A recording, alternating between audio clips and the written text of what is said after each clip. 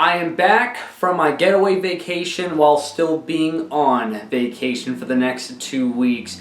But yes, last week I started my adventure to Montana to go to Yellowstone Park, and it was absolutely breathtaking that of itself, as long as the surrounding areas of Wyoming, Idaho, and Colorado. Met some incredible people and took nothing but the most absolute best and most professional photos while there. Yellowstone was one hell of an experience. But as all you guys know, when it comes to a getaway vacation, you always have to do the return journey home, which is always just so meh, as you have to be on an airplane for hours on end just to go back from where you started. My flight took over 6 hours, and with all that extra time and nothing really to do, I figured I had to occupy it and kill some time somehow. So I made the list of all lists right here. That being my top 40 all-time favorite albums, period, in music itself, regardless of genre. So with that said, I can't stress it enough to keep this in mind. It's everything, regardless of genre. So this list and the slots and the styles are going to bounce a lot, okay? So if you're expecting where's this album in this list, I'm saying this as kindly as I can, shut the fuck up.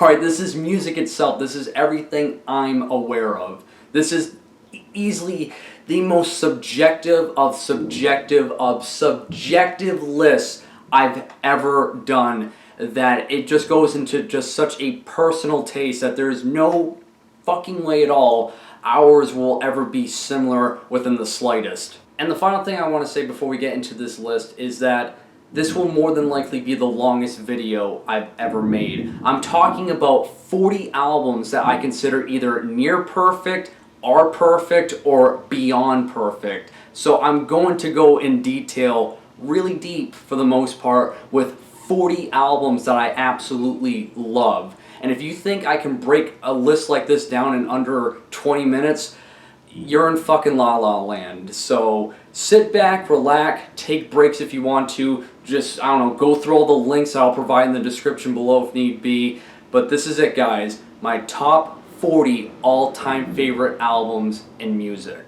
Kicking off this massive list, we obviously start at number 40, and that's going to be Neltro, Trespass. From everything that I'm aware of when it comes to the extreme of extreme bands out there, Neltro is a whole different kind of beast, and I've talked about them numerous times on my channel before, describing them in this exact way, that they are what a lot of war metal bands think they sound like. It's a mixture of black metal, death metal, and grindcore, just fucking stretched out in the most extreme ways possible. And what makes them such a standout for me personally is, while yes, there are maybe other bands out there that could be harsher or faster or whatever the case of more of, but what I love so much about Neltro, what they did with Trespass, is that they were able to find the absolute sweet spot that it is, in my personal view, the most extreme of extreme metal bands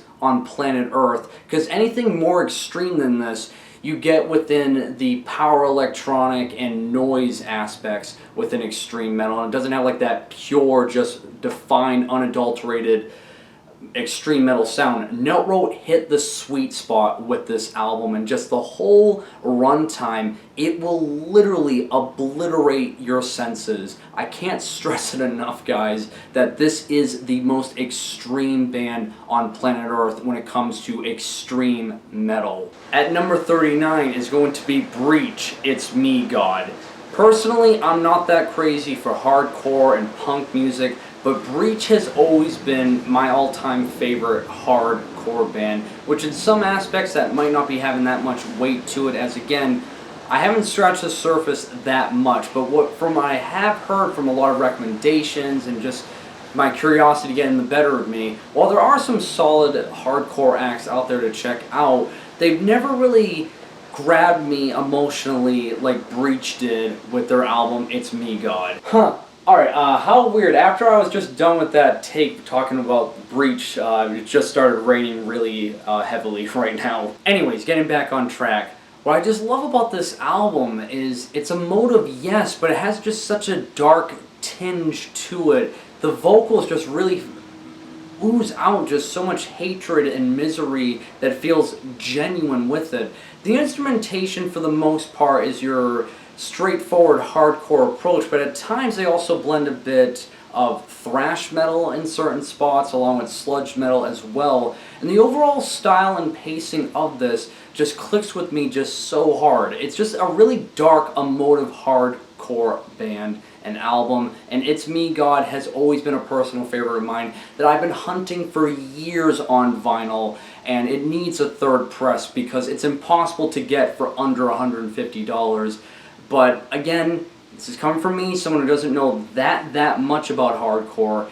If there's at least one hardcore punk band I could recommend on my channel that I feel like it wouldn't really disappoint anyone, especially considering the fact that just I've never seen anyone ever talk about this band, I strongly recommend you guys check out Breach. Moving on to number 38 on this list is going to be the original motion picture soundtrack to Blade Runner. We can sit in sewing circles all day jerking each other off until the cows come home, praising the fact of how amazing the movie is, but the soundtrack is on a whole other level. What's crazy to think about is that not all the material on this soundtrack made it onto the movie that was originally released in 1982, as all the other material wouldn't be released on any kind of format like CD or vinyl until a decade later in 1994. What's incredible about this album is that it's mainly composed by just one individual, that being Vangelis, a person that has been surrounded by music basically ever since he was a toddler, learning how to play stringed instruments at the age of 4, doing live shows at the age of 6, and just really having such an attachment to just the art of music as a whole his whole life. While he has a huge discography under his belt, mainly doing collaborations and a lot of unreleased material, a lot of people know him for his work on the Blade Runner soundtrack, mainly because the impact it has on electronic music as a whole is substantial. Having like this dark, dreary, moody, kind of like dystopian sound that has like a bit of like heartbreak that kind of ties in together with the aesthetic of like neo-noir sci-fi. It's just such a combination that's such a tongue twister just to say, as I'm struggling to say it all right now, yet he blended it just so seamlessly. And again, as I stated, the impact it has on electronic music is huge. Best example, all these synthwave projects that you check out like Carpenter Brut and Perturbator is just straight up worship of this soundtrack. And goddamn, don't even get me started on the saxophone solo on the track Love Theme. It is just so amazing and so climactic. I would say personally, regardless if you have seen Blade Runner or not, or if you're even a fan of electronic music or not, give this album a chance. The songwriting, the atmosphere, the emotion and passion within this album is just simply incredible. That it's my personal favorite movie soundtrack, which is really bittersweet to say because it just beat out the Lord of the Rings soundtrack by just a fraction, just a little hair, because I'm a millennial people. Lord of the Rings is something that everyone within my age group grew up on, and it would definitely be like a honorable mention at the very least, like number 41, but I gotta give it to Blade Runner.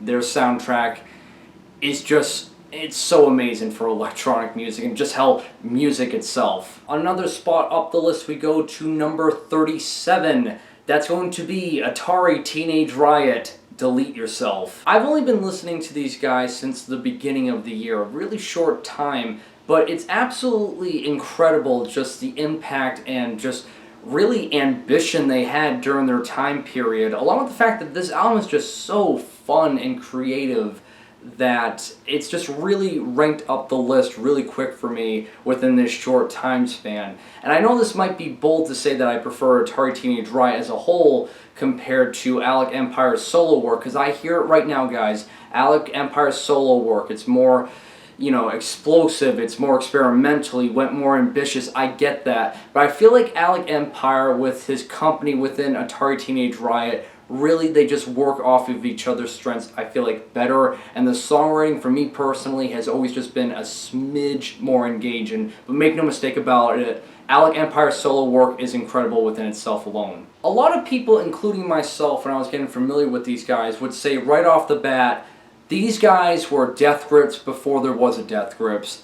And honestly now, I wish I could bite my tongue back in the past saying that, because no, Atari Teenage Riot was Atari Teenage fucking Riot when they started from beginning to present day. Since their beginning, they've always labeled their music as digital hardcore, yet for me personally, I've always credited them for creating, unintentionally, breakcore with their blend of hardcore, EDM, electronic, and drum and bass. And see, I said drum and bass this time, not bass and drum, so please don't crucify me on the cross for that mistake like before, people.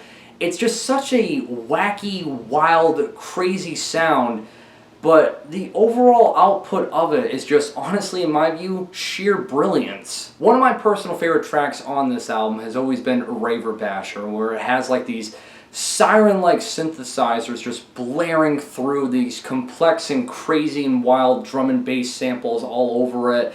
Alec Empire just screaming his lungs out, and it's just radiating just so much energy that I don't know how you can just ignore it, right? It is just such a high explosive song from start to finish. And I also want to credit probably the most underrated track on the album, that being the song called Sex, because it's the only track on here where the energy really takes a deep dive down and it really slows down and shows more of like an ambient kind of take on their digital hardcore style.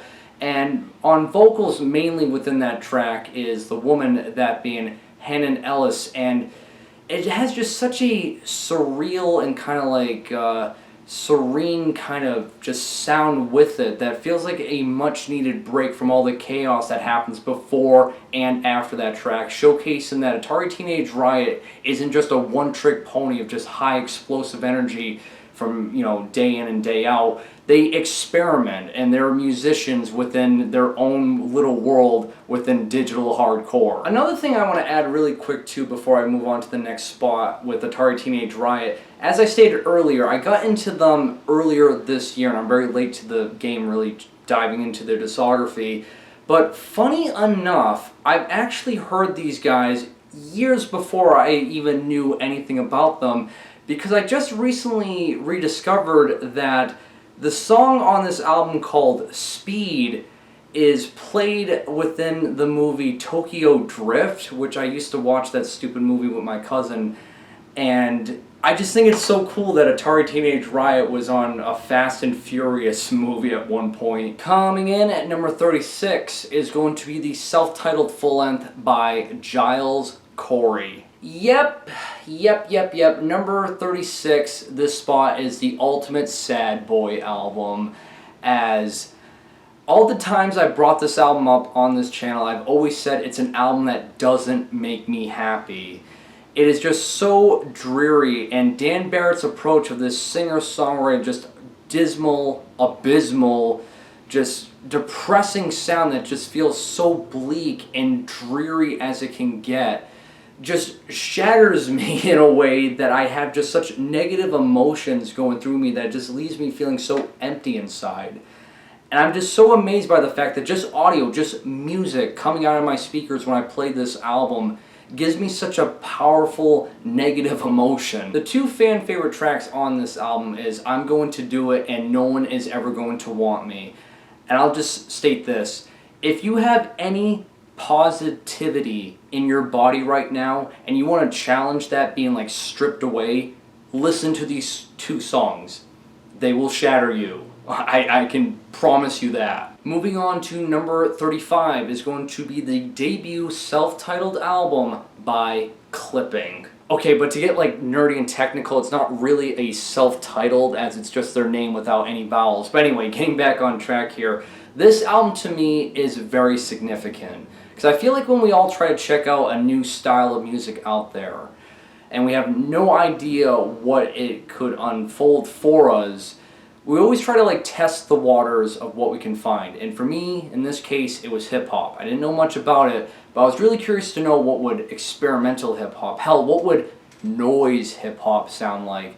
And time again, always the same recommendation came up. Death Grips.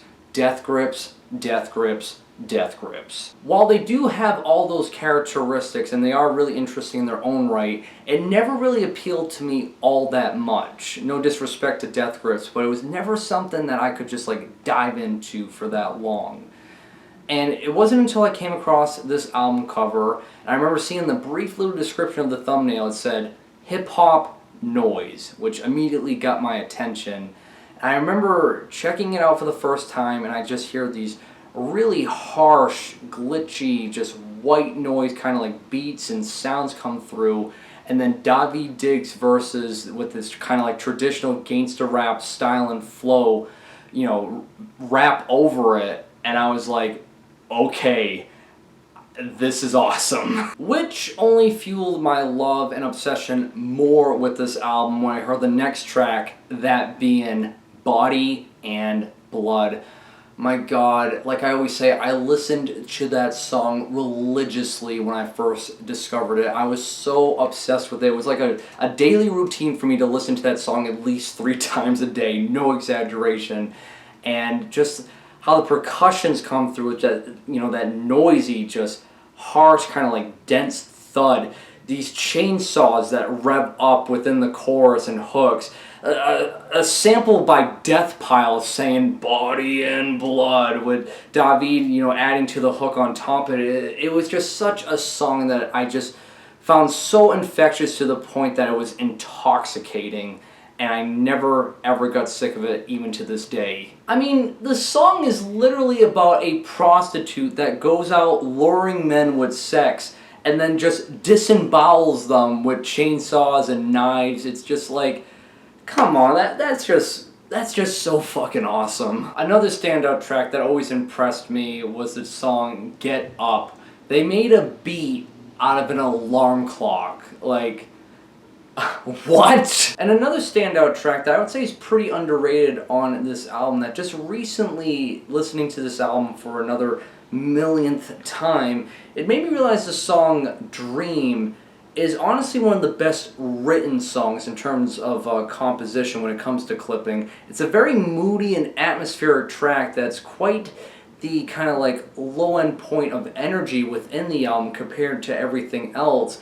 And with the saxophone solo at the end, Daveed Diggs having more of a laid-back approach with his overall rhythm and bars, it just has, again, another side to clipping that I hope they continuously do more of with future releases, as you can argue the fact that releases after this, they become more consistent and even more experimental, but my overall attachment with this album just really breaking new grounds for me, for just really being more interested with hip-hop as a whole, especially experimental hip-hop, has definitely made a very huge lasting impression on me personally. Next, at number 34, is going to be Kawan's Pirut. I'm happy to see that over the years, Kawan is definitely gaining a bigger following with each release that they do, and you could have a lot of debates with people saying what is their best album.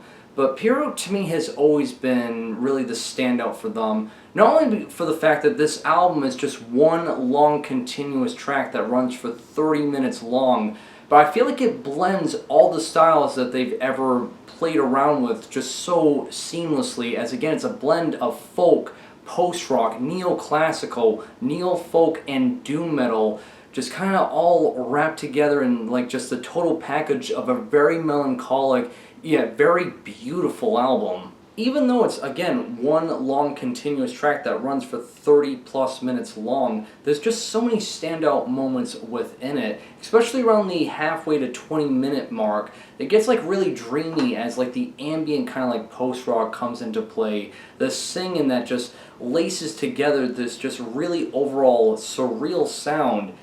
Kawan just can do no wrong, and I feel like if you want a band that blends a lot of styles together, yet makes it seem like it's just this really big, cohesive masterpiece of a whole, Pirut, in my view, is the album within their discography. Coming in at number 33 is going to be the first of a handful of black metal releases within this list, and that's going to be Akitsa's debut album, Goiti. Ever since day one discovering this band, I've been just such a die-hard fan for them, as they're just always so consistent with their blend of black metal and punk music, and at times, especially in their early beginnings, they dabbled around a bit with noise and really adding in more of like this really harsh reverb to give off just a more raw approach, which is always why I've said Goiti, their debut album, has been my personal favorite. But even then, there's still a lot of experimentation with this album, because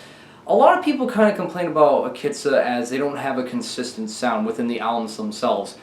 Some moments it'll be just straight up raw black metal, other moments they'll do punk music where he'll just start doing oi type of singing, OT, and then at other parts they do the blend of both black metal and punk. What I've always loved about that kind of like playlist set with their albums is that it just keeps me, the listener, on my toes when they keep changing up the styles and just really throwing in different hooks for my ears to enjoy them. That maybe that's why I've always found them just so engaging, even though at times their overall writing can be really simplistic. Their execution, on the other hand, is just always so pulverizing, especially on the vocal approach done by both Nia and OT, the two main members of this band. It is just so batshit insane and ear-piercing harsh that it doesn't come off like that kind of like distant howl in the, in the mountains like most raw black metal bands do. It's just really savage and right in your face and obnoxious.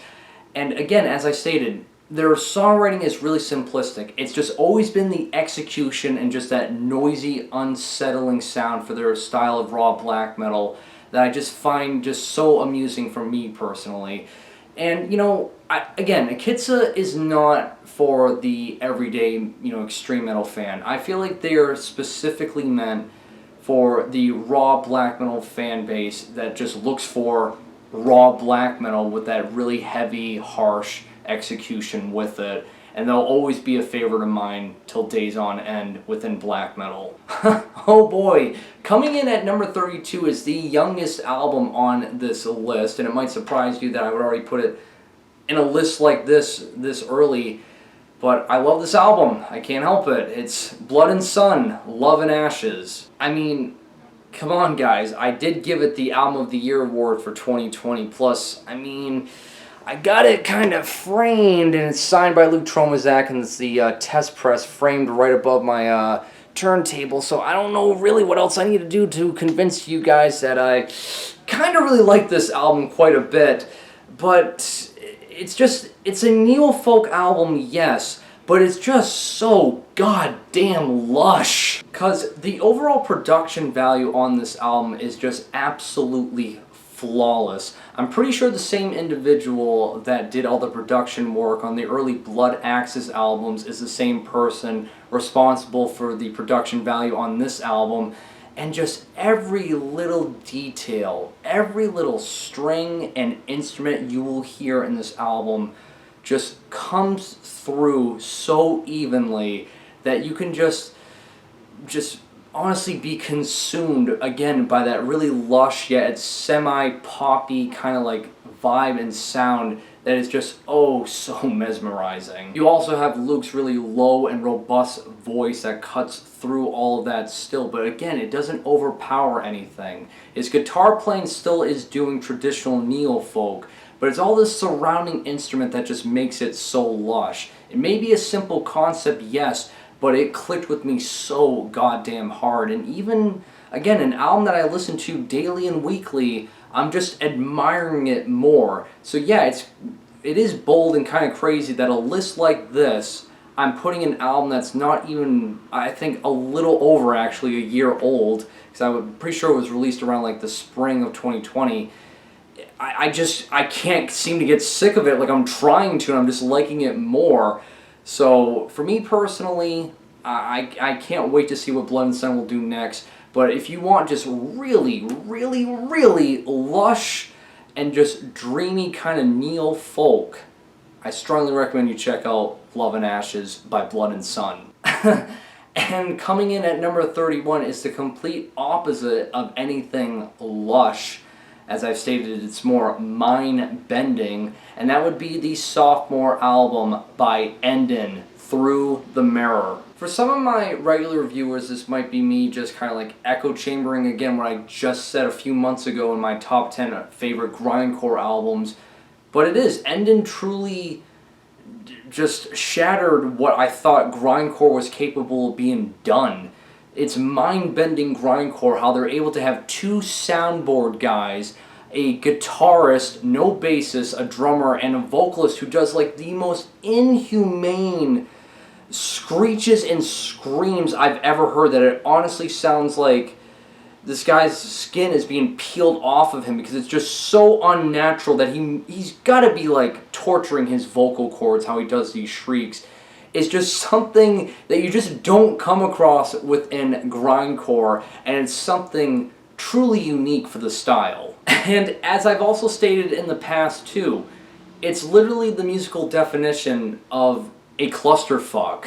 Like, because you're gonna hear all these noises and synthesizers just smash and bash into each other that it's like so impossible to explain exactly how it sounds like, yet Endon somehow managed to make it come off rhythmic. It's just so crazy, because in a style of music where, you know, mainly grindcore has riffs that sound like, you know, a washing machine with a brick thrown in it, which is like a distorted hum, blast beats that are just endless 260 BPM with really no fills or any kind of other type of drumming work, and just overall wretched vocals, Endon did something that, as I stated, is just truly mind-bending for the genre. And if you really want to get blown away with grindcore, whether you like it or hate it, give this a shot, because I dare you to find anything that sounds remotely similar to this within the realms of grindcore. And with that out of the way, we have entered the top 30. Taking number 30 is going to be Genocide Organ, La Jeune Lumière. Oh boy, like, where do I start describing this album? Genocide Organ is a death industrial project from Germany that is very controversial with its themes, imagery, and just overall songwriting if you ever were to like listen to at least one of their releases.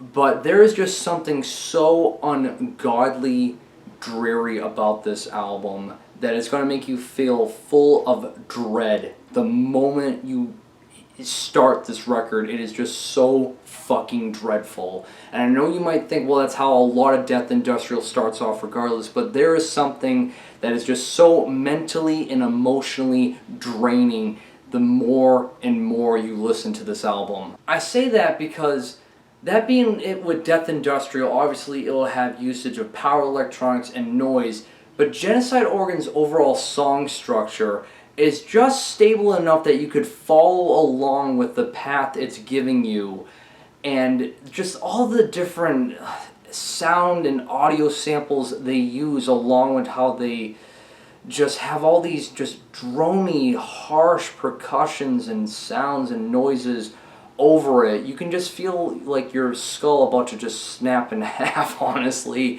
And what makes it just so dreary as well too is just not only the sounds you'll get, but the very realistic nature of just how fucked up the world can get, and history as itself, that it just makes this album that would seem so much of like nightmares and just like, ooh, boogeyman kind of like sounds, come off very real and insanely unsettling. Genocide Organ is definitely not for the faint of heart, but I feel like anyone who knows what death industrial is, people who keep up with noise, all seem to have this genuine mutual respect for the music, if you want to call it that, that Genocide Organ creates, that it will leave, even if it's something negative, a lasting impression on you in some ways. Okay, and number 29 is the complete opposite of that, because coming in at this spot is going to be Igor's Hallelujah. Damn, I will never forget the first time I heard this album, knowing nothing of it, just clicking it because I thought the name was goofy. It's Igor with 3 R's on it. and I hear kind of like this opera-like music being played out, this woman singing over it. I'm like, okay, so it's like a classical opera group, I guess. I don't know why they would have such a weird name. Then all of a sudden these just schizophrenic like percussions come through. The woman starts screaming. There's like these black metal riffs over it, and then she starts screaming even more, and then just everything gets so crazy, and I'm like, what the fuck did I just get into? This is kind of amazing. And that's the thing with Igor. I would say out of all the breakcore projects that are active, Igor is definitely more than likely the most popular, as he appeals a lot to metal fans. He's always played around with death metal and extreme metal, even at his early beginnings. But I feel like Hallelujah, he found the sweet spot of still having that very crazy breakcore style that he's known for, mixed in with extreme metal in certain cases that just feels layered out, and it still has a lot of breakcore moments. There's still a lot of experimentation. It's still very ambitious without it like sacrificing the crazy breakcore style. And I feel like to this day, Hallelujah has always been the magnum opus for Igor, because it's truly the most climactic and just really theatrical sounding out of everything within the discography. And how can you forget the song Vegetable Soup, that has a breakdown moment of a chicken clucking over it? God, that is just so random, but just so awesome. It's just like, again, what? I've always told people, if you want to get into breakcore, if you have no idea what it is, the best place to start out with is Igor. Hallelujah, in my view, is like the gateway album if you want to go down the rabbit hole of just the crazy, wacky sounds of breakcore. And even though it's very well known and it's getting a bigger fan base each and every day as it does, I still love the hell out of it because it's just so crazy and wild. And as well too, the production value and songwriting is still top notch. So again, if you want to get into breakcore and you've never heard of it, check this album out to open up a world of sounds you thought was never possible within electronic music. At number 28 is going to be the sophomore full length by Cynic, Traced and Air. I'll start it right off by saying yes, I know Focus is the fan favorite album. It's an album that really blew expectations for what death metal and progressive death metal could do during its time. No disrespect to it, I love that album. But again, this is my personal list because I say that because this is an album that was one of the first ever metal albums I discovered on my own when I was in high school. Upon first listen, I was mesmerized by it, as the first ever song I heard for it was Integral Birth. The drum fill, the jazzy-like guitars that start off the track, Paul Masvidal's angel-like vocals that have like that synthesizer kind of utilized with his vocals to give off like these really kind of like transcending like effects with it. It is just such a trippy yet mesmerizing album for me. And even though all these years later, where I've stated I've never been that crazy for progressive rock, progressive metal, really anything progressive, I've always found Cynic's songwriting just so engaging because again, it's just so mesmerizing and vibrant, and that jazz-like influence they have really gives them their own standout feature, along with the fact too that their songs aren't like these 9-minute long Odyssey tracks. They range around this album like 3 to 5 minutes long and still give off hints of like extreme metal moments, especially on the drumming and harsh vocals within this album at times. But it just has like such a jam out feature to it still. Tracks in here like The Space for This, Evolutionary Sleeper, Adam's Murmur are just songs I've never ever gotten sick of all these years later. And for me, it's kind of an album that I'll always have a nostalgic trip for. I get the fact that it has some mixed reviews online from what I've read, but I think it's an incredible piece of extreme metal, jazz fusion, and progressive rock that Cynic will always be one of the big name titans when you look into progressive metal. And this is coming from someone like me who just doesn't care for this style at all. Cynic definitely has their own unique sound and will always be a personal favorite of mine. At number 27 is going to be God is an Astronaut. All is violent, All Is Bright. For me, this was one of the very first post-rock albums I ever discovered. And it's funny because back then I thought I was such a big post-rock fan. I was like, wow, post-rock is just so dreamy, it's so ambient and just so beautiful. And really what it was is it wasn't the fact that I was a big post-rock fan. It was really the fact that I was just a big God is an Astronaut fan. Because God is an Astronaut's approach with post-rock, especially in their midpoint within their careers, was just always so engaging. It's not just the cliche melodramatic guitar playing that most post-rock bands do that leads up to this like epic finale and you think, whoa, that was just so pretty and mesmerizing that, countless other post-rock bands do. There's actually a bit of a flow and just gradual type of like build-up and falling action and even a bigger build-up and a climax with God is an Astronaut songwriting that really they're like, I would argue, one of the masters within the subgenre itself. The ambience that's utilized within this album is just so gleamy and glossy, along with the few like hums they add with their vocals.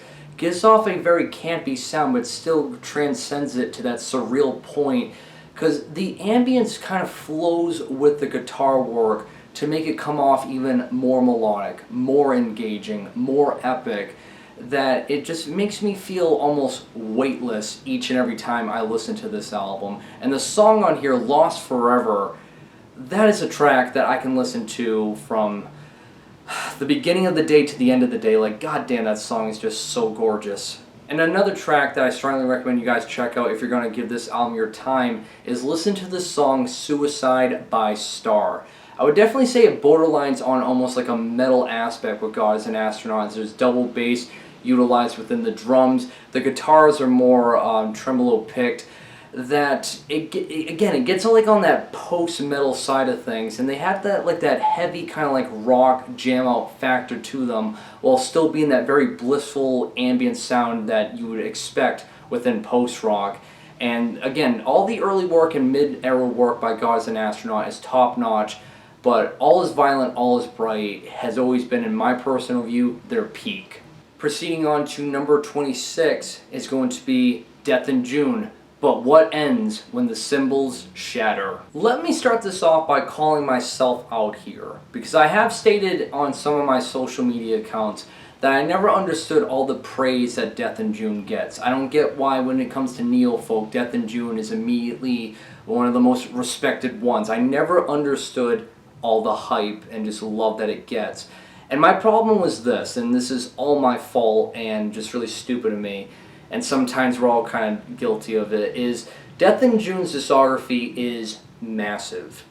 I didn't know where to start, and he experiments quite a bit, Douglas Pierce, with Death in June throughout the whole discography. And I remember checking out more of like the post-punk type of albums and even borderline on kind of like cold wave type of albums that I just wasn't crazy for. And I was like, this is Death in June. Like I don't get it. I never really cared for those albums at the time. I guess it was just not something I was expecting, and I wrote Death in June off right away. I was like, I'm not gonna dive in anymore. There's so much, and I don't know where to start. I checked that out. I didn't like it, and again, even after that, I would always see Death in June, like the neo-folk band, or project, I should say, as it's mostly done by Douglas Pierce. And I decided to dive in once again, but in other parts of the discography. And I came across this album, and I remember it was the track Little Black Angel, which is the fan favorite song on here. And I was like, oh, that's a really catchy tune. I should probably check out the rest of this album. So after that, I decided to listen to the album from start to finish. And I heard the songs Because of Him, He's Disabled, Coo Coo Coo, Mourner's Bench. And then I was like, oh, this is why Death in June is kind of like the godfather of neo-folk and gets all the love and praise from all of its fans. Its overall sound has like that very ethereal yet dark apocalyptic like vibe attached with it that's both chilling yet soothing at the same time. Along with the fact too, the influence it has on neo-folk as a whole is undeniable. That's just a fucking fact. You can't pretend that it doesn't.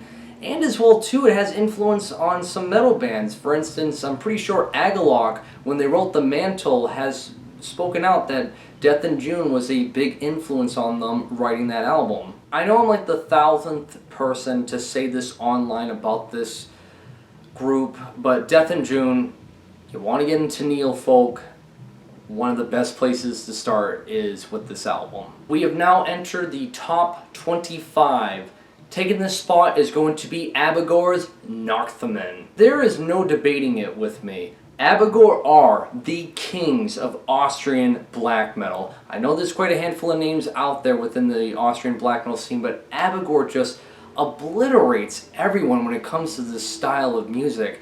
Their riffs are just pure evil that it almost gets to the point of like, how is this being done by mere mortals? It just really sounds like demons actually wrote this.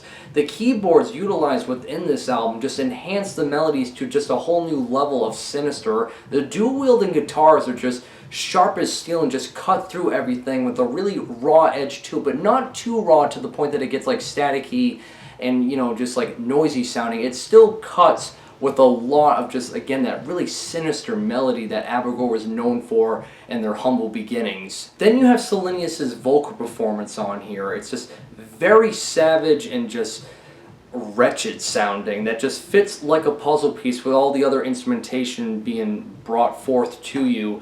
To me, honestly, Abigor is arguably one of like the total package bands when it comes to black metal. Whether you're a die-hard fan, a moderate fan, or you want to get into it, Abigor is, you just can't do any wrong with them, and Nachthimmel has always been appraised as one of their best albums, and for me personally, it's one of the best black metal albums, period. Moving on to the 24th spot is going to be my all-time favorite grindcore album, that being The Berserker, Dissimulate. Again, I'm going to call myself out here because I'm very guilty of putting it this high up, is mainly because The Berserker was the first ever extreme metal band I heard when I was, I want to say either a sophomore or freshman in high school. I was always aware of what metal was, you know, the Metallicas, the Megadeths, you know, the big name type of stuff. Yes, I was aware of that, but death metal, extreme metal, that was just kind of like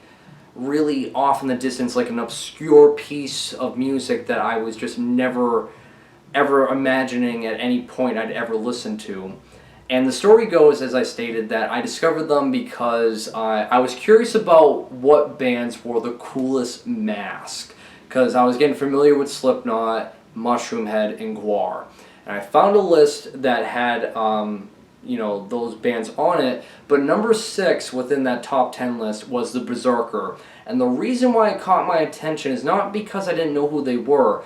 Out of all the bands listed within that list, they looked the most menacing and threatening of the bunch. So just going off of just looks, knowing nothing about it, not even reading the description, I'm like, okay, who's the Berserker?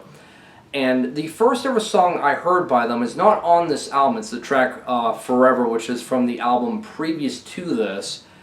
But when I saw how they played and just the instruments just being thrown around and the blast beats and the screaming, I was like, what have I got myself into? And I was, you know, intimidated at first, yes. I mean, I never thought I'd listen to death metal and extreme metal, or at the time it was grindcore, I didn't know what that was. But I got curious, and the next thing that came up was the full-length album Dissimulate, and I was just blown away by just how eviscerating this album comes off. Gnarly vocals that just hit you in every single direction, guitar riffs that just sound like a whirlwind of just razor blades running by you, and drums that are just so pummeling fast that it's their only album that they have like a real drummer on it. Yes, there are drum samples within the album itself, but it's the only one that has a real drummer, and good lord, this dude is fucking fast, and that's the simplest and just low-key way I can put it. It is so just inhumane. So yes, I will admit, a huge reason as to why I love The Berserker, why this album ranks already within the mid-portion of this list, is it's the band that popped my cherry for extreme metal, and still to this day I'm looking forward to them with their follow-up album that they've been promising for the past couple of years, ever since they reformed.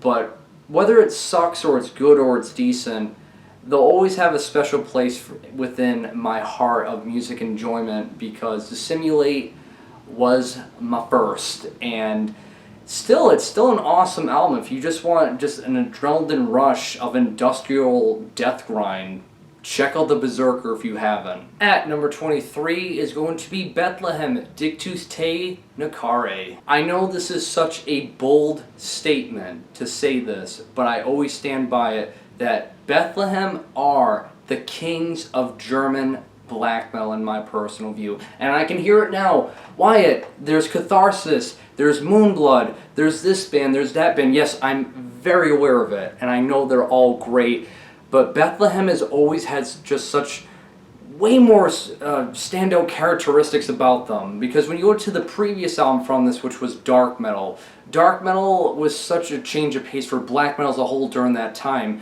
Where when you look at the early 90s of black metal, it's all about it, being a new face, and it was always trying to be as raw, wretched, and fast and aggressive as possible. Dark metal was just the complete opposite for black metal. It's arguably the first ever album to include both black metal and doom metal. It's a really slow burn for black metal, which was quite the oddball during that time. Then when you get to their mid-era, they really start to experiment a hell of a lot more. But make no mistake about it, their magnum opus will always be Dictus Te Nahkare. And why is that? You all know what I'm about to say. The one individual that makes this truly a standout in just extreme music, and I'll even push it one further, for me at least, music itself, is Rainer fucking Ladferman. I've always said this. There is no individual out there that can execute vocals like this man. It is so tormented and deranged that those words alone don't give it justice. It is so signature. In a sea of all different pitches and sounds you'll get of voices out there, to this day, I've never heard anyone come even close within just a deranged range that Rainer Ladferman unleashed on this album. And I'll give it to Bethlehem present day too, because their past two albums, they have Yovanna, who is from Dark and Nocturne Slaughtercult, on vocals, and she does it very well. She has a deranged sound, but Rainer Ladferman's overall pitch and execution is just otherworldly, I feel like, still. And I'm very aware in this part right now, I'm just mainly appraising the vocals, but I feel like that's what the band intended, because when you look at the instrumentation, it's insanely basic, just, tremolo riff, picks, blast beats, slower kind of like heavy rock drum beats during the slower parts. Really, there's nothing that much of a standout instrumentally, and because of it, you have way more of attention to detail on Rainer's vocals, and goddamn, it works in their favor just so well. Overall, it's a bold statement again by me, but I will always say it. This is the greatest vocal performance on any extreme metal album you can listen to out there. And like that, we're now on to number 22 on this list, which will be, believe it or not, Marty Robbins' Gunfighter Ballads and Trial Songs. That's right, Big Iron has now entered this list, and I might not know that much about country. I know there's a lot of country artists out there I've yet to explore, but it is undeniable that when it comes to outlaw country and just overall influence for this style, Marty Robbins, what else needs to be said, honestly? He just has such a recognizable voice. It's very masculine, super robust, and just so ear-grabbing, yet at the same time tender and sweet, with the melodies being played out by the guitar, the little like accents of maybe like choirs that come through within kind of like the hooks within the tracks. It is just like pure perfection for outlaw country. honestly. One of the standout tracks for me personally is this song, They're Hanging Me Tonight. As this album was released in 1959, and it's just such a dark song when you listen to it lyrically, and that's the thing also with this album. All these songs really don't have choruses or repeats. It's really just stories being told from start to finish, as the title of this album implies out, gunfighter ballads and trial songs. Oddly enough, this is one of the very few albums that the overall stories and lyrics within it are very engaging, which is hard to not follow along with it, as Marty's voice is just so tender and just easy to latch on to, that following the concept of these short stories is really easy to, and it paints a bitter picture for you, even though all the instrumentation, compositional work is just still top notch. Like, again, I know I'm repeating myself. When it comes to outlaw country, Marty Robbins, like, come on, what more needs to be said?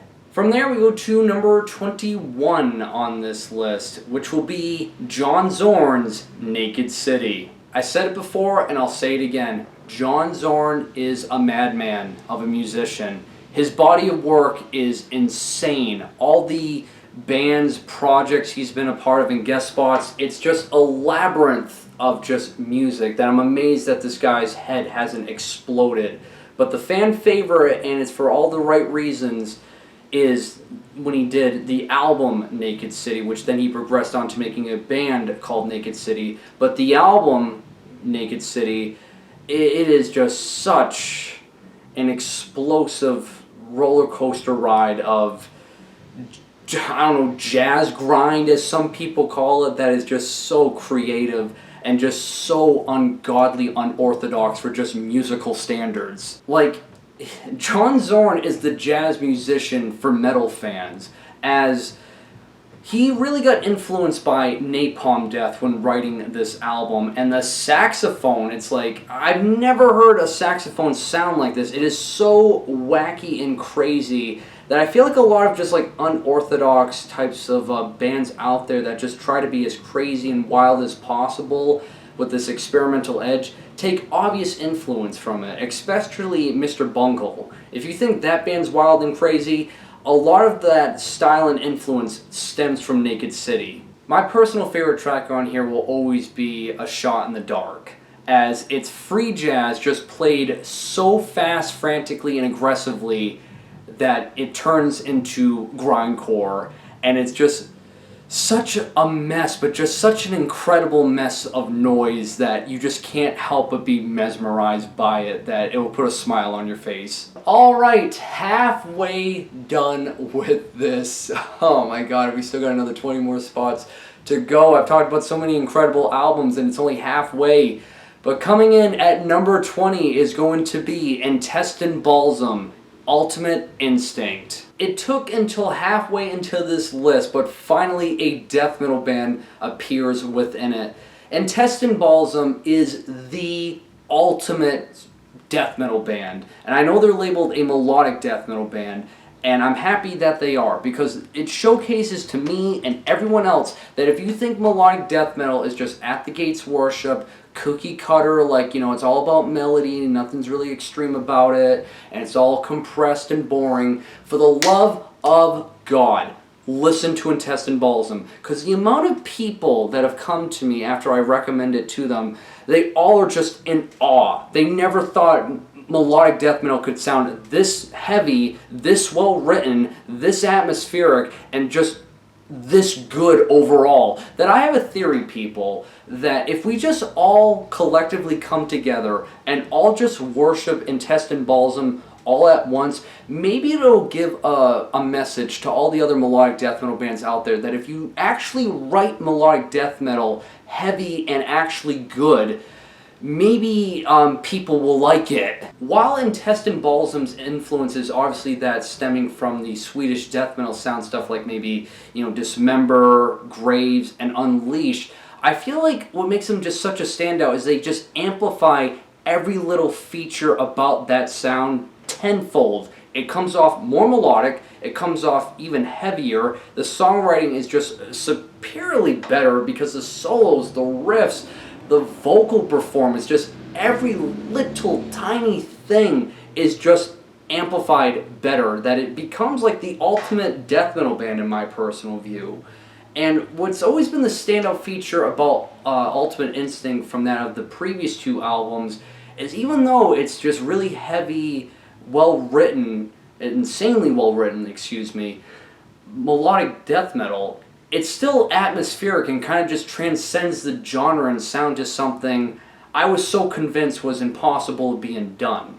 Like, I know I'm giving this like a praise over the moon, but this to me, as I've stated, it gives me hope that melodic death metal could, you know, have an audience again if people could just find it. Because as I stated, everyone I've shown this to, they immediately love it. They just immediately tell me, it's like, I never thought melodic death metal could sound that good. Where have I been?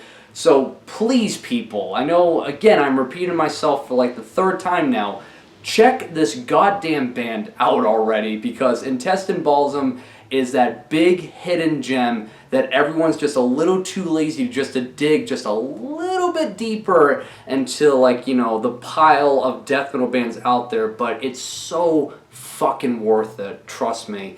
Every track on here is just killer death metal. With all that said, we have passed the halfway point as we come to spot number 19, that being the self-titled album by Daughters. I don't care what you say, this is the best Daughters album. I will always say that every time this is brought up in the conversation, because as good as You Won't Get What You Want, the follow-up of like an 8-year hiatus from them, the self-titled is just so much more engaging, I feel like. The riffs just come off way more fun. The vocal performance is just way more bombastic.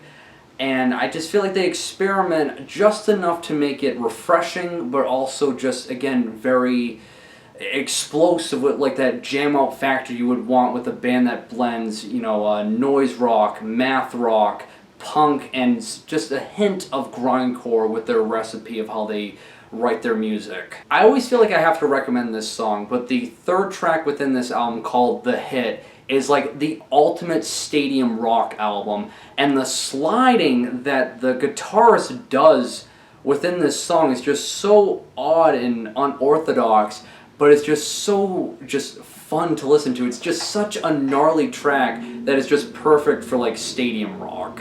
Then you have tracks on here like The Theater Goer, Our Queens, and Sweet Georgia Brown that is just really crazy, bombastic blends of math rock, grindcore, and punk music that is just so fun. Again, I know I say that a lot with a lot of these albums, but Daughters has always been just a very creative, fun band that when I think of math rock, I immediately just think of Daughters immediately with this album, because the riffs are just really wacky and crazy. The singing is just very bombastic. It's just a really crazy album that's just well written at the same time, that it's just like, how do people come up with some of this shit, honestly?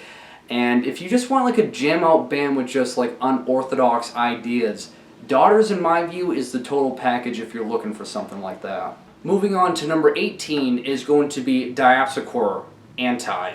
This might surprise some of you who keep up with my channel, because in my top 25 all-time favorite black metal list, this was not in it. And the reason why I kept it out of that list is, honestly, the more I listen to this album, I really truly don't know what genre this is supposed to be anymore.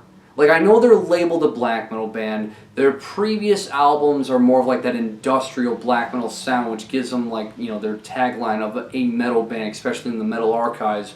But this is really like treading a whole new ground of stuff that it's like, I have no fucking clue exactly what this is supposed to be, other than just really twisted, schizophrenic, dark, experimental music, honestly. From my understanding of this album, when you listen to the overall songwriting and the lyrics on top of it, it's kind of like a depiction of that, of like the urban back alley street life of that of France that no one really talks about, which is just so different, because with every other French, we'll categorize them with the metal band, they're always so obsessed with the culture, the history, the aesthetic, and just really, France itself being like this high-end class type of country.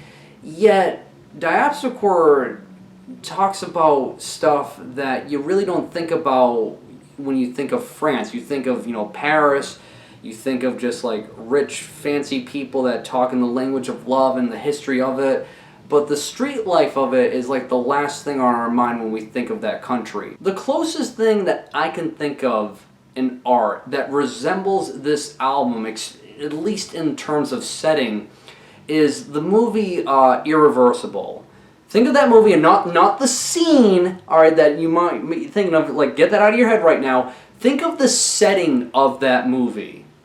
Alright, like the street life, the prostitutes, the violence, just the things you don't think about, again, when you think of France. And Diapsocore is like the musical representation of that street life. But just going off of the songwriting, it is just such a wild fucking ride. It is so unpredictable. I've listened to this album dozens and dozens of times, and even then still, I'm not prepared for all the wild and crazy transitions within this album. It's literally a schizophrenic heroin addict writing black metal, which is why it's so unorthodox to the point that I wouldn't even call it black metal anymore. It just has like such a decay to it, but it's just so fucking creative. I get it, to some people it may just seem like they're throwing shit at the wall, but the overall flow of it being so unpredictable yet just so entertaining at the same time, at least for me, it's truly a one-of-a-kind album that is in a league and realm, even though it's probably tripping out, all of its own, that is definitely an experience of an album to listen to. Alright, and taking the number 17 spot is going to be Running Wild, Death or Glory. In my personal view, this is the greatest metal album if you're looking for just riffs. When it comes to a lot of metal fans, we're all suckers for riffs. It's just something we always look for when we're listening to metal. And the best of the best, in my view, all comes from Running Wild, especially in Death and Glory. Because that Teutonic, galloping-like riffs that we're all suckers for, this album is loaded with it. Just basically, it comes off like an orgy of riffs over and over again. And I say that when I first heard it just from the opening song. I remember hearing the opening song and thinking, alright, well that's the standout track, because there's no way it gets better than that. And then the second track comes on, Renegade, and that chorus is just so catchy, going like, one by one, he's a renegade! And then I was like, alright, so that's the standout track. Then the third song came on, then the fourth one, and the fifth one, and I'm like, am I just going to keep saying this? Like, when does it like slow down? Like, every single track just keeps getting better and better.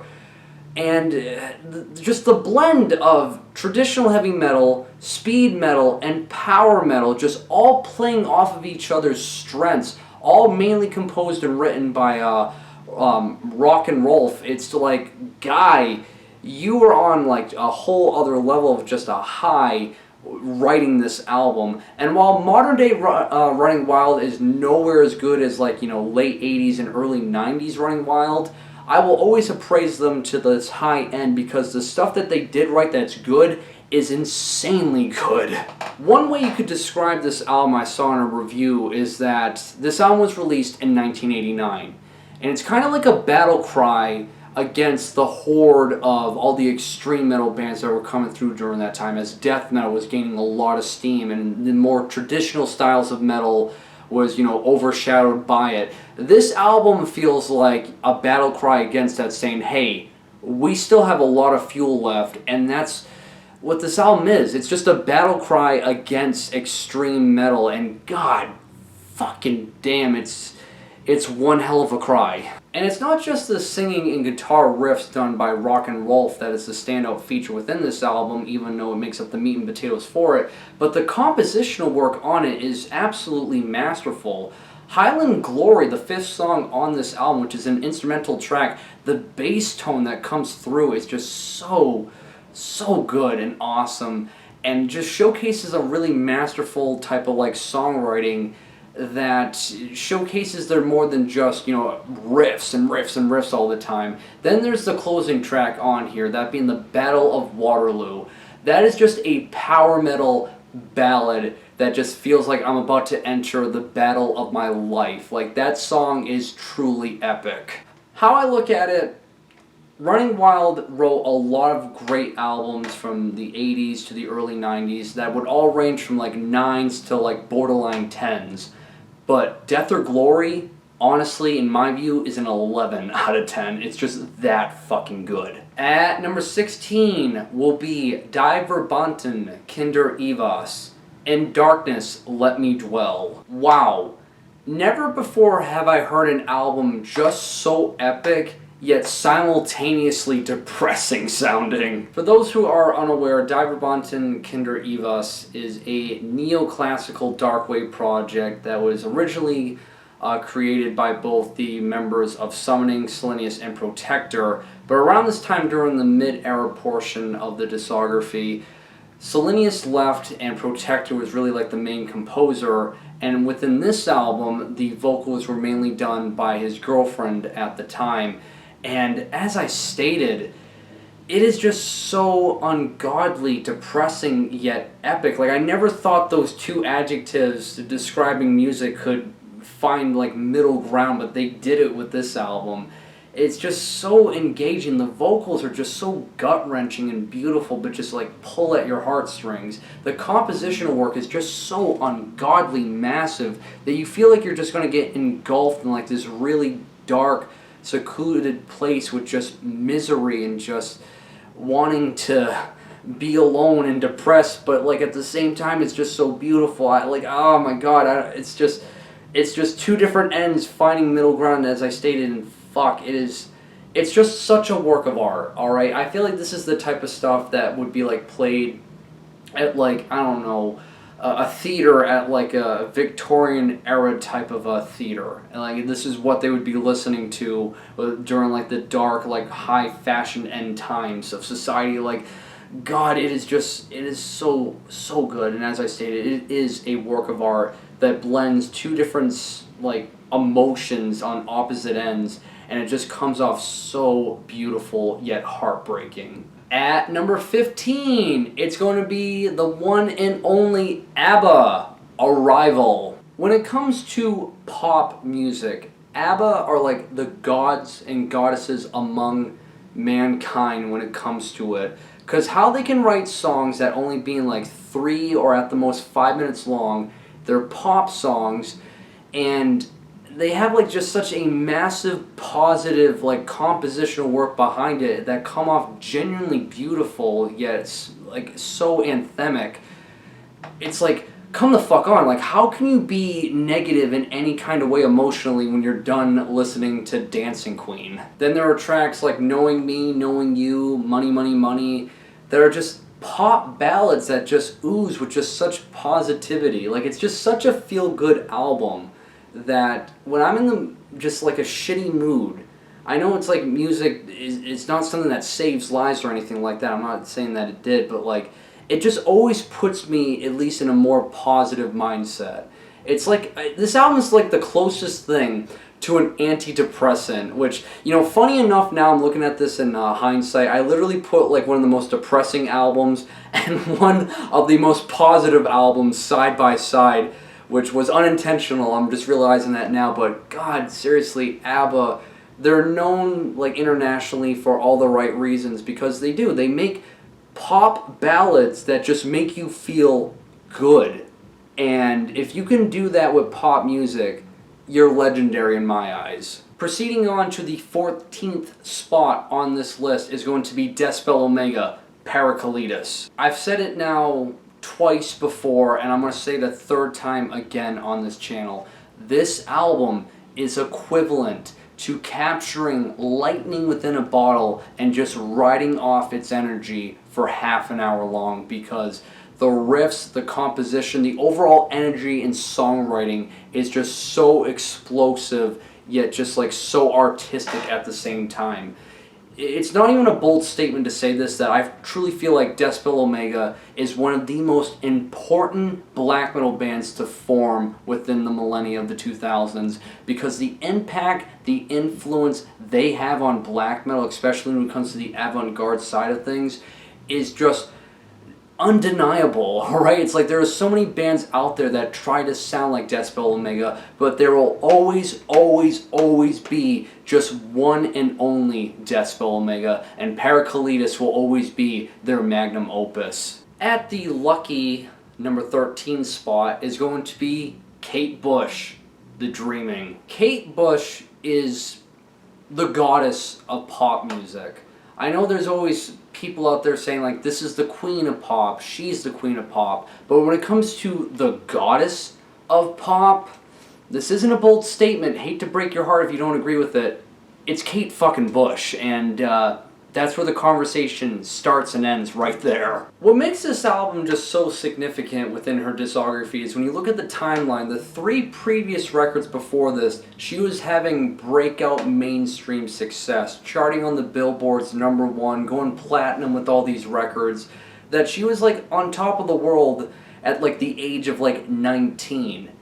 And with her 4th full-length album being The Dreaming, you would think she would carry on that success, until she decided to do something very artistic and bold and be very experimental with this album and go down like the art pop route, that honestly she wrote one of the greatest pop albums, one of the greatest albums ever. As the album title implies, it sounds like you're taking a part of her dream. It just seems so surreal. The instrumentation, the songwriting just feels so lush and just like you're in another like fantasy-like world.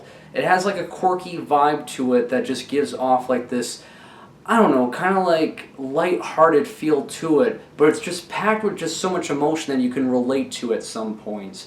The singing is just so ungodly gorgeous. It just has such a fun factor to it, but even at some points it can get emotional and kind of heartbreaking at other moments too during the halfway point of it.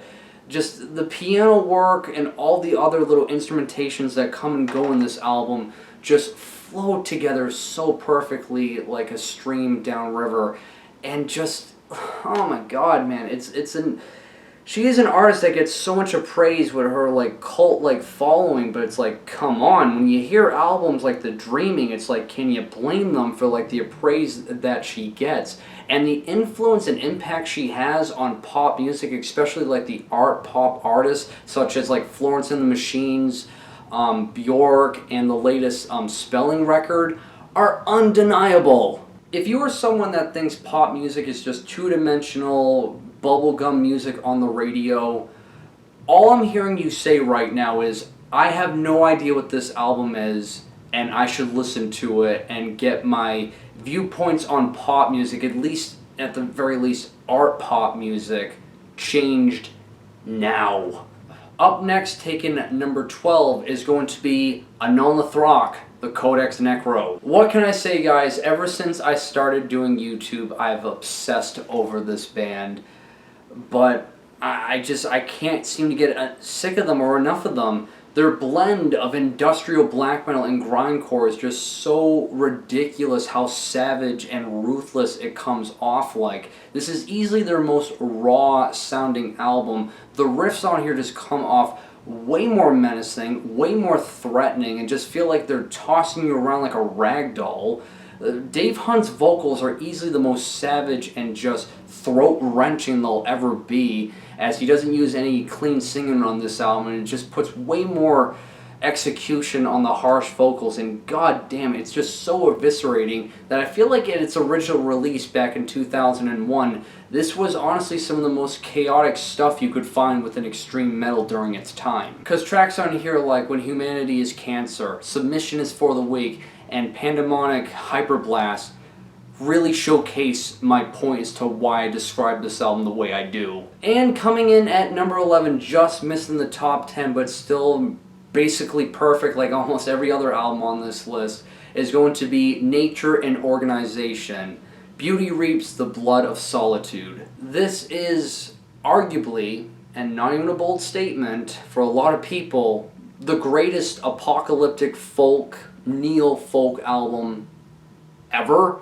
It's an all-star cast of like every neo-folk artist you would want coming together, whether it be like as like the main composers or guest spots, making just this monumental piece of neo-folk that I feel like should be heard by any and all music fans out there. You got Michael Cashmore doing all the compositional work, David Tibet mainly on vocals for the most part, Douglas Pierce doing some guest spots, and just a plethora of other artists out there that contribute with string work of either violin, guitar, or extra singing.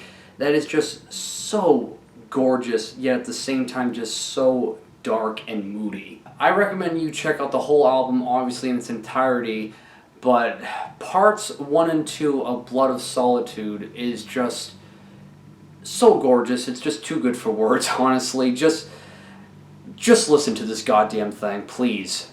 And now we have made it finally to the top 10. All of these albums I truly feel like are beyond perfect.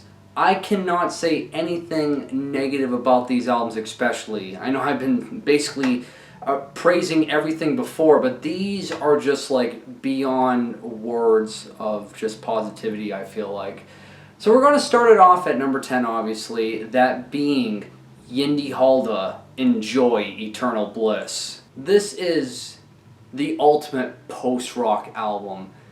It is epic post-rock. I feel like it's the only album I can honestly call it epic post-rock.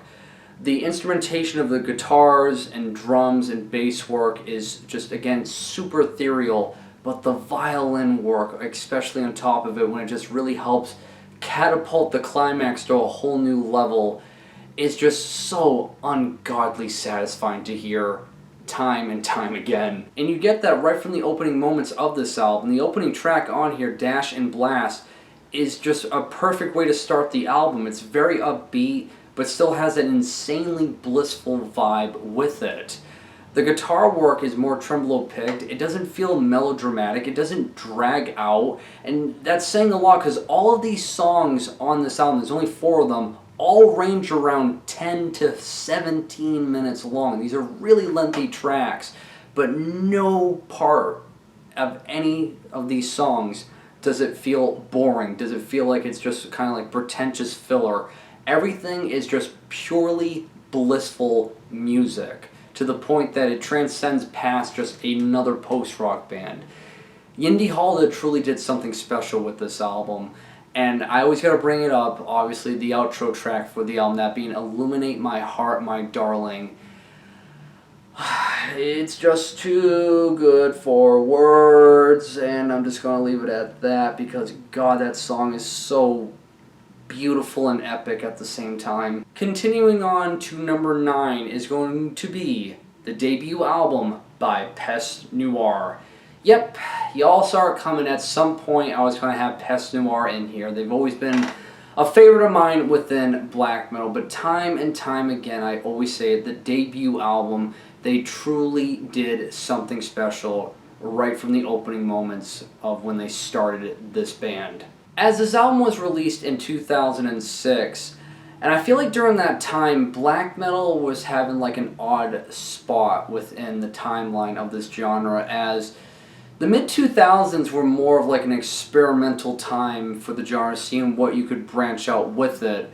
And I feel like Peste Noire definitely did quite a bit of experimenting with this album, as it has elements, obviously, of like traditional black metal components, that being, the wretched screams, tremolo-pick guitars, the distortion, and just everything you would find with traditional black metal. But how they blend the Gallic folk and traditional like French aesthetic and just overall, culture within it, they created their own identity. Again, right from the opening moments. Because how they're able to go from just like wretched black metal to just like these really pretty Gallic, like, interlude parts with like acoustic guitars, it just has like this really unorthodox flow that comes off both beautiful yet hideous at the same time. Like, that's what this album is from start to finish. It's a beautiful yet ugly album simultaneously during each moment of it. And of course, you have the vocal performance by both Famine and Niche. But I gotta give it up to Niche on this album because his screams are so throat-wrenching that at times I can feel like just the pain he must have endured doing it. Because it's just like, just thinking about it now gets me all like choked up. It is just so ear-piercing how he does it, but God, you can feel the emotion and just passion oozing out with this album, and I don't care. Peste Noire deserves a lot of the praise they get from this album alone. It's truly something that pushed black metal to a whole new realm that bands try to mimic, but honestly, I feel like for the most part, Peste Noire really nailed it perfectly again when they started out with the debut album. Alright, now we reach number 8, my 8th all-time favorite album, and this may be quite the shocker for a lot of you guys, because it's a soundtrack, and not to a movie, as I stated way earlier on in this video, that's for Blade Runner. But my overall favorite soundtrack is from a video game. So coming in at number 8 is going to be the soundtrack to Ace Combat 5, The Unsung War. Now this might surprise some of you, as you know I've obsessed over Mass Effect and Jak and Daxter. Wouldn't that be like my all-time favorite video game soundtrack? And while I love those games with gameplay and everything else attached with the story, when it comes to just music, Ace Combat 5, the soundtrack for this game is truly a masterpiece, alright? It is just, everything about the soundtrack with this makes the game feel all the more monumental. To the point now that at my age, there are sometimes I replay the game just to hear the soundtrack alone, because it makes just like these missions that may come off like really easy and linear for me because I've beaten the game so many times, still feel so climactic and epic because the compositional work, it's like, it's so unnecessarily massive, huge in scope for a video game where you're just going around in a jet. And I gotta bring it up, I will never, ever, ever, ever forget this. The first time I beat this game, which I must have been like, maybe 8, 9 years old. It was the final boss, I guess you could call it a boss battle, where the soul descends onto the city. And I remember, looking for it, and I see it up in the air, and I'm like, holy shit, I gotta destroy that. And all of a sudden, the Unsung War theme comes on. And again, I remember being 9 years old, being a boy, and the moment the first note dropped for that song, so did my balls, and I became a fucking man. Okay, so coming in at number 7 is going to be Human Serpent, Inhumane Minimalism. So,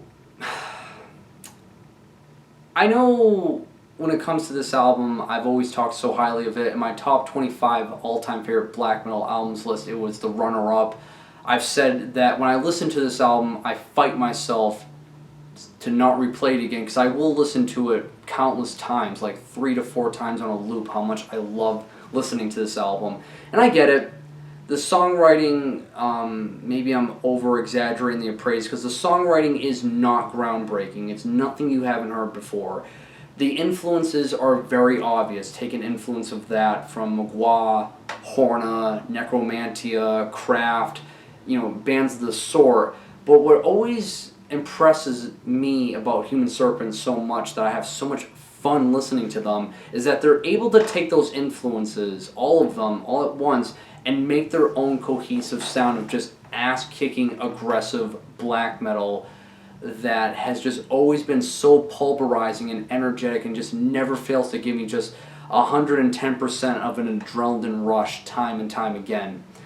And I've always been a fan of them since day one when I heard the opening scream for this album. I loved it immediately.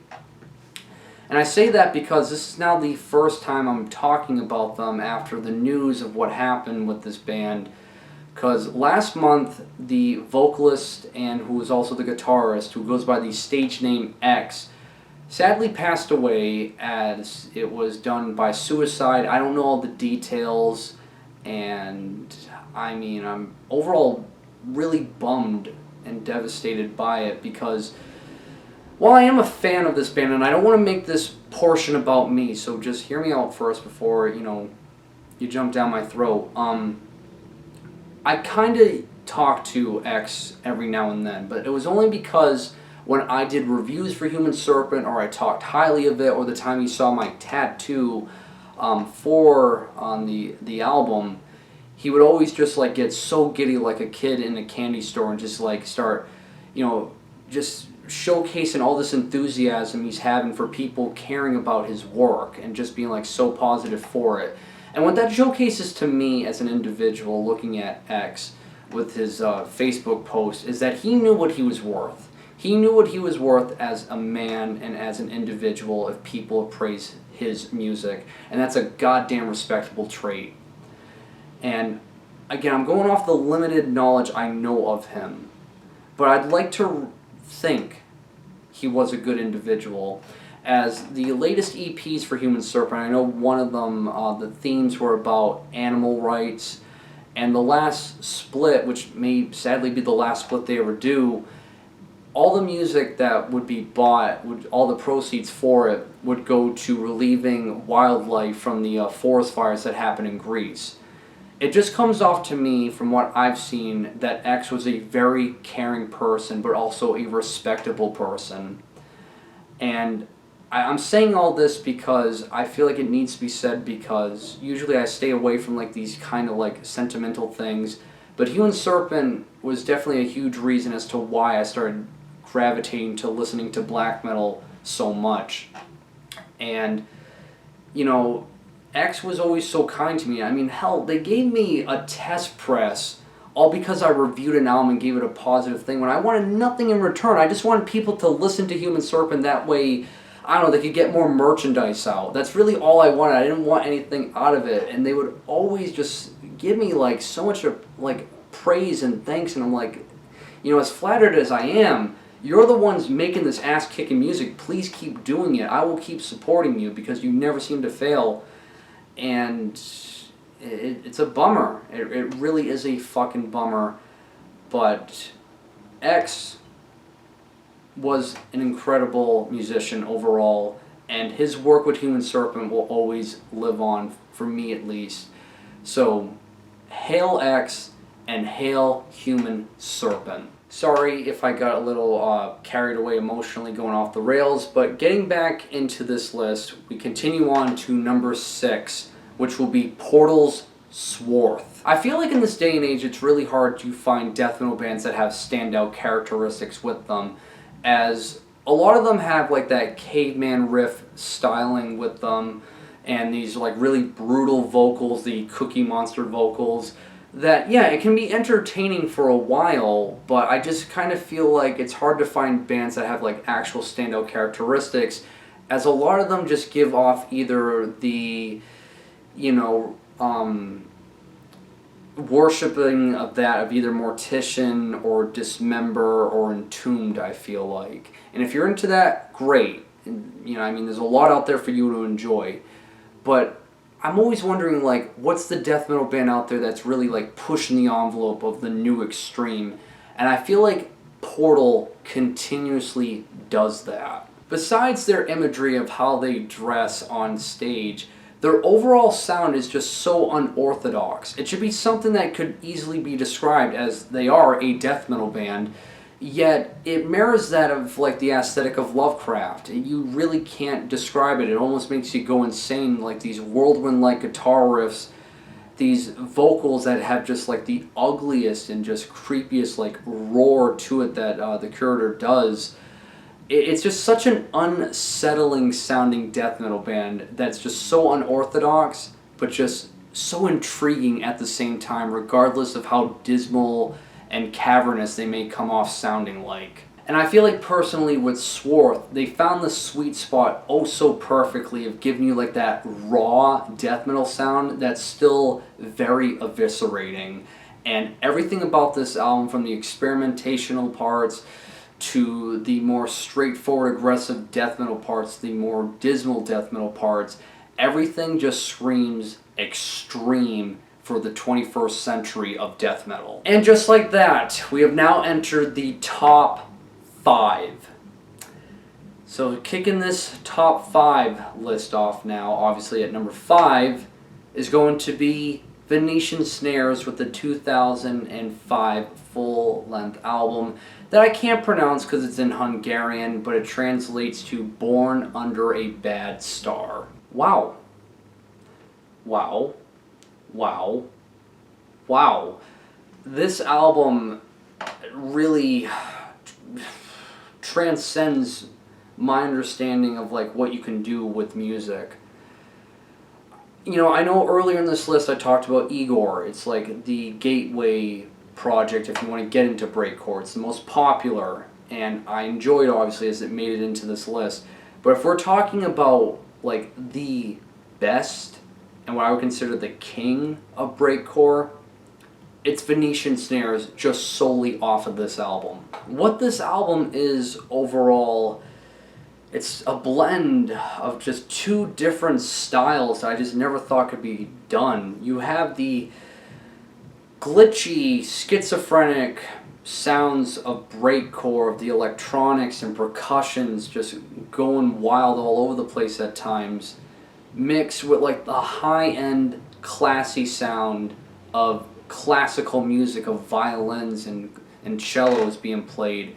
And he merged those two styles together within this album, and it really pushes, in my view at least, the boundaries of what you can do, because these are two completely different ends. How do you have the schizophrenic, all over the place types of like breakcore sounds of those electronics, the synthesizers, the noises, and the just crazy scattered percussions fit so perfectly with the sharp sounds of that, of violins and cellos? Like, that's what just, like, I can't believe he made it work. It just seems like something that just can't. And it's just such a work of art, again, I feel like, but done in a way that I just truly never thought would be possible. I remember, like, you know, there'd be times I'd joke around about, like, oh, what if you were to combine this style with this style? What would it sound like? And I remember coming across the idea of like breakcore and classical music, like that'll ever happen, like traditional classical music, but fuck, he did it with this album so fucking perfectly. And while yes, others utilize maybe Broke and other classical forms, I'm talking about just straight up classical, and that's what he did throughout the whole album with this, while still also including the breakcore beats with it. It's just too good for words, and I stand by it as it's like one of the greatest albums I've ever heard in my life. Taking the 4th spot as my 4th all-time favorite album is going to be him, Razor Blade Romance. Come on, let's be real, we all saw this coming. My name is Wyatt X Him. I named it after this band, and I've been a fan of them since middle school. And over the years, the older I get, I've come to just love this album more and more. The songwriting is so ungodly infectious. The guitar riffs, yes, definitely take influence from that, and maybe like Billy Joel's type of songs, or even The Cure to an extent, but just with that more darker, kind of like gothic rock type of influence, which I know people are like debating that it is gothic rock or not. I don't give a fuck if it's alternative rock, alternative metal, gothic metal. I don't give a fuck. This is just an album I've listened to, again, like nearly half of my life now, and it will always be in the top spot for me. It's really hard to get past this album. And I mean, songs in here like Right Here in My Arms, Join Me in Death, Bury Me Deep Inside Your Heart, Death Is in Love With Us, the title track Razor Blade Romance. Like literally every song on this album I will sing along to. It is so anthemic, yet it has like that like moody, kind of like lovey-dovey type of stuff. I can't get sick of it. I have no shame.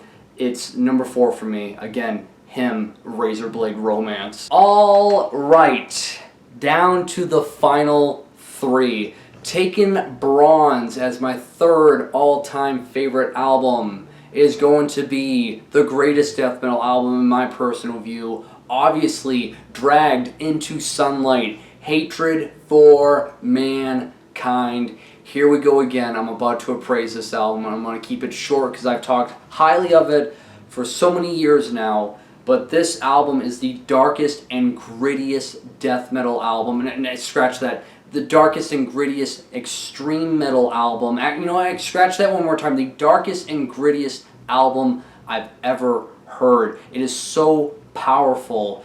Everything about this album just fits together like a puzzle piece of just how it all complements each other. The production value has like this crusty, just like edgy sound that just works with like the hateful atmosphere. The percussions are just so dense. It has like the ugliest thud. It sounds like bones and skulls being cracked more than like actual percussions. That makes it all the more hateful. The vocals have like these gut-wrenching roars and shrieks that again just keep amplifying the hatred for it. Every single moment about this album I love, and what's crazy about it is like I'm just so attached with it. I've been listening to it so long that it's a really fucked up album, and in all honesty when you pay attention to all the details, because all these audio clippets of serial killers talking, it's like here I am jamming out to it and I'm like literally quoting those samples because I've listened to it so much. And what just makes it all the more intense is that it's not just like the themes and overall vibe of like some fantasy like evil world.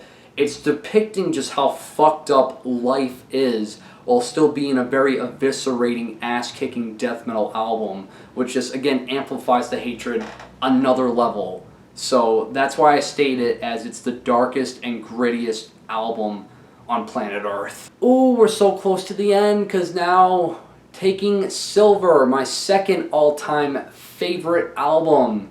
This being my all-time favorite black metal album and my all-time favorite metal album in general is the one and only Summoning, Minas Morgul. Yes, probably for the first and only time ever, Minas Morgul is second to something, because I've spoiled it before in a previous video what number one will be, but Summoning's Minas Morgul.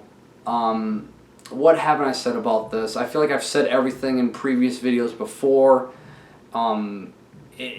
Everything that's going against it, I love it. The compositional work is just so good that even with these like just cheap end tools and equipment that they're utilizing, because it doesn't sound that high end, it still comes off like with the epic composition that we know Summoning for. It's their prototype, yet it's still written just like to the god degree that I view them as. So it's like, that's why I praise it so much. Everything that's going against it that should make this album sound like shit, they make it use it to their advantage because of just how good their songwriting is. Summoning, Minas Morgul, it's just at this point locked in as just my favorite black metal album, and nothing's really going to change that.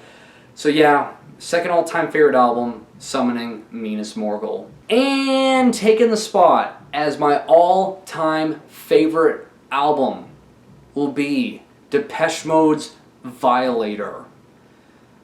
Where do I begin with this? Depeche Mode's Violator is an album I've enjoyed my whole life. All the other 39 records I've talked about, yes, I enjoy them obviously, and they've been a part of my life in some kind of way, in some type of length. But Depeche Mode's Violator is the only one that's been with me my whole life. Ever since I was in preschool, ever since I really have a memory, I've always known about Depeche Mode. And to me, this is like the most anthemic album ever made. Come on, Enjoy the Silence, Personal Jesus, The Policy of Truth, Blue Dress, Clean, like come the fuck on. Is this a full length or a greatest hits collection? Because every single note and song just is so perfect. Everything about it, alright? I could be in like the shittiest mood, I can be in any kind of mindset, and I will sing along with this album. I will engage in the melody and the overall songwriting with this album. It's the only album I can say that I consider to be timeless. It's the only album that I can guarantee no matter what, I will always be a part of my life. And it had to be. I had to put it as my album of the list, basically. I was about to say album of the year. But my all-time favorite album in general. It's timeless. I love it, and it will always be the most anthemic art out there, I feel like. So it's a no-brainer for me. Number one, my all-time favorite album, Depeche Mode's Violator. Woo-wee! Wow. So there it is, guys. After all hours of recording and thinking of things to say for each record within this list, I've given you my top 40 all-time favorite albums. So, like always, I'm very interested to know what are your favorites, whether it's just 1, 2, 10, or however many, the number of the list you want to create. I'm very interested to hear it. And finally, that is that. So like always, guys, links will be provided to everything I talked about in the description below. Make sure you guys drink plenty of water to stay hydrated and have a great day.